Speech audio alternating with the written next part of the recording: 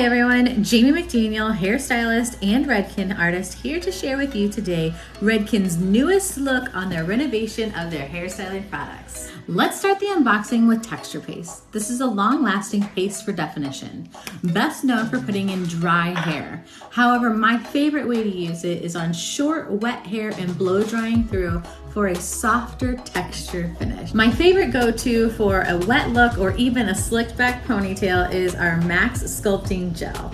This is fantastic for working on any hairstyles, especially when you want a high hold, wet, sleek finish. Next, we have Redken's Spray Wax. This fine wax mist is fantastic to calm any frizz that you may have, add definition or texture to your look to help use as a workable spray as I build those beautiful looks. Pliable Paste is a fantastic styling paste with flexible holds.